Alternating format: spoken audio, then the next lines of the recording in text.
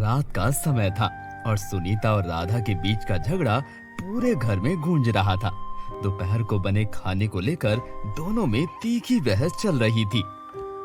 राधा, तुम्हें ये नहीं पता है कि इस घर में कैसी जिम्मेदारियां निभानी होती हैं?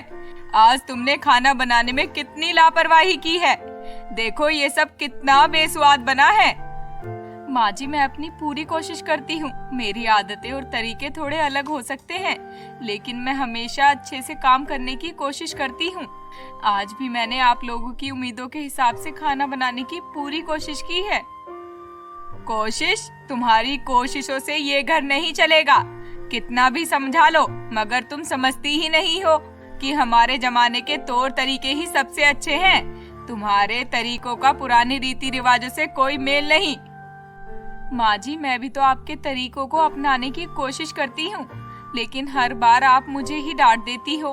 आप कभी मेरे किसी काम में खुश नहीं होती। तुम्हारी कोशिश सिर्फ दिखावे की है। तुम हमेशा मेरे पुराने तौर तरीके छोड़कर अपने अतरंगी तरीकों से काम करती रहती हो, जबकि ये तरीके ही हमारे परिवार की पहचान है। मैं समझती हूँ, लेकिन क्या आप कभी मेरी तरफ से भी सोचती हैं? क्या कभी आपने मेरी कठिनाइयों को समझने की कोशिश की है? मेरे तरीकों से काम करने से काम जल्दी पूरा हो जाता है। ये घर तुम्हारी मर्जी से नहीं चलेगा। कल से जैसा मैं कहूँगी वैसा ही तुम्हें मानना होगा। सुनीता और राधा के बीच तौर तरीकों की लड़ाई बढ़ती ही जा रही थी। सुनीता को लगता था कि राधा का तरीका पारंपरिक रीति रिवाजों से मेल नहीं खाता। दूसरी ओर राधा को लगता था कि सुनीता उसके विचारों और आदतों को समझने की कोशिश नहीं करती। दोनों के बीच छोटी छोटी बातों को लेकर झगड़ा होने की वजह से घर का माहौल भी तनाव से भरा रहता था। एक दिन सुनीता की सहेली निर्मला सुनीता के घर आई। उसने देखा कि दोनों के बीच की स्थिति बहुत ही खराब हो गई है। सुनीता, क्या तुम नहीं समझती कि ऐसा बर्ताव करना और दिन भर झगड़ा करना तुम्हारे घर के माहौल को और भी बिगाड़ देगा? तुम्हें राधा की बातों को भी समझने की कोशिश करनी चाहिए। लेकिन राधा की आदतें हमारे परिवार की परंपराओं से बिल्कुल परे हैं। ना वो समझती है, ना ही खुद को बदलने की कोशिश करती है। अब वो इस घर का हिस्सा बन गई है। उसे इसी घर के नियमों के हिसाब से काम करना चाहिए ना। देख लो अब तुम ही, मैं तो तुम्हें बस समझा ही सकती हूँ। वो नई पीढ़ी की लड़की है, हो सकता है उसके तरीके कुछ बेहतर हों, बाकी तुम्हारी मर्जी। निर्मला के समझाने के बाद भी सुनीता पर कोई असर नहीं हुआ। घर के माहौल को शांत रखने के लिए राधा ने ही निर्मला के तरीकों से काम करना शुरू कर दिया। अब वो हर काम सुनीता से पूछ कर करती। ऐसे ही कुछ दिन बीत गए। एक दिन अचानक से सुनीता के मायके से सुनीता के भतीजे ऋषभ का फोन आया। हेलो बुआ जी, हम आपकी नई बहू को लेकर आ रहे हैं। बस 2-3 घंटे में पहुंच जाएंगे। अरे ऐसे अचानक? सब ठीक तो है ना? तुमने बताया भी नहीं। हाँ, सब ठीक है। बस अचानक से सबका मन किया कि नई बहू को बुआ जी से मिलवा लाते हैं, बस। अच्छी बात है। हम खूब खातिरदारी करेंगे नई दुल्हन की। कितने लोग आ रहे हो तुम? आपकी बहू के भाई और बहन भी साथ में ही हैं, और हम भी सभी आ रहे हैं, तो कुल 14 लोग हैं। 14 मेहमानों के बारे में सुनकर सुनीता की आंखें फटी की फटी रह गई। हे भगवान, 14 मेहमान, वो भी 2-3 घंटे में। ऊपर से नई बहू के घर वाले भी हैं। मेरी तो नाक कट जाएगी। इतने में राधा भी आ गई। सुनीता को चिंता में इधर से उधर घूमते हुए देखकर राधा से रहा नहीं गया। उसने पूछा, माँ जी क्या हुआ? कोई परेशानी है क्या? क्या बताऊं तुझे, मेरे मायके वाले आ रहे हैं और नई बहू भी आ रही है, ऋषभ की पत्नी। अच्छा, तो ये तो अच्छी बात है ना। पहली बार नई बहू हमारे घर आ रही है। चलिए ना, तैयारी करते हैं। अच्छे से खातिरदारी करेंगे मेहमानों की। कैसे करेंगे इतनी जल्दी इतनी सारी तैयारी? कैसे 14 लोगों का खाना बना पाएंगे 2-3 घंटों में? साफ सफाई भी करनी होगी। कैसे होगा सब कुछ? माँ जी, आप अभी मुझे जानती नहीं है। मैं अभी आपके लिए गर्मा गर्म चाय लेकर आती हूँ। आप बस एक जगह बैठकर चाय की चुस्कियाँ लीजिए और देखिए अपनी बहू का कमाल। राधा ने सुनीता के लिए चाय बनाई।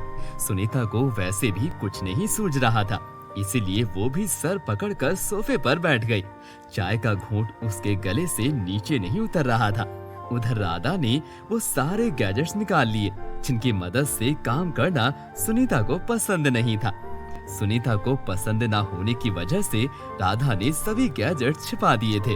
राधा ने वैक्यूम क्लीनर लेकर पूरे घर की सफाई कर दी। यहाँ तक कि पूरा फर्नीचर भी वैक्यूम क्लीनर की मदद से चमका दिया। धूप बत्ती हटाकर रूम फ्रेशनर की मदद से राधा ने पूरा घर महका दिया। इसी तरह रसोई में आटा गूंथने की, रोटी बनाने की मशीन, सब्जियां काटने के नए नए गैजेट्स की मदद से राधा ने 2 घंटे में सफाई और रसोई के सब काम खत्म कर दिए। सुनीता राधा की इस फुर्ती से बहुत खुश हो गई, लेकिन उसे यकीन था कि खाना बिल्कुल बेस्वाद ही बना होगा। वाह बहू, मान गई आज मैं तेरे तौर तरीकों को। आज जो तूने मेरे सर का बोझ उतार दिया, मगर ये खाना जो तूने मशीनों की मदद से बनाया है, ये पता नहीं कैसा बना होगा, सबको पसंद आएगा भी या नहीं।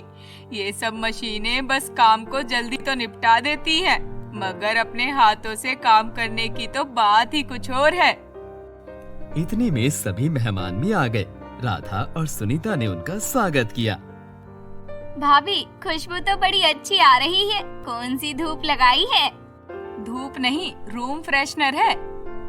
सुनीता को अपनी भाभी की बात सुनकर अच्छा लगा। कुछ देर बात करने के बाद राधा ने सभी को खाना परोसा।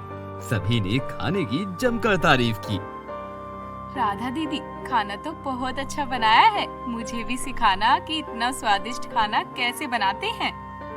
सच में खाना तो बहुत अच्छा है। राधा के परोसने का तरीका भी बड़ा अच्छा है। क्या खातिरदारी की है राधा बहू ने, वाह वाह भाई वाह। सबकी तारीफें सुनकर सुनीता को बहुत खुशी हुई।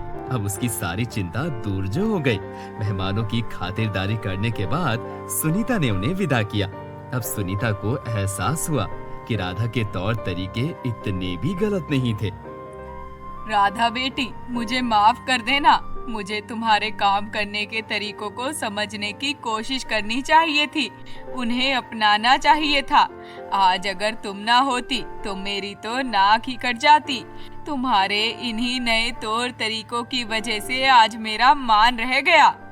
ऐसी बात नहीं है माँ जी, आज मैंने खाना बनाने के लिए उन्हीं तौर तरीकों का इस्तेमाल किया जो आपने मुझे सिखाए हैं, तभी तो खाना इतना स्वादिष्ट बना।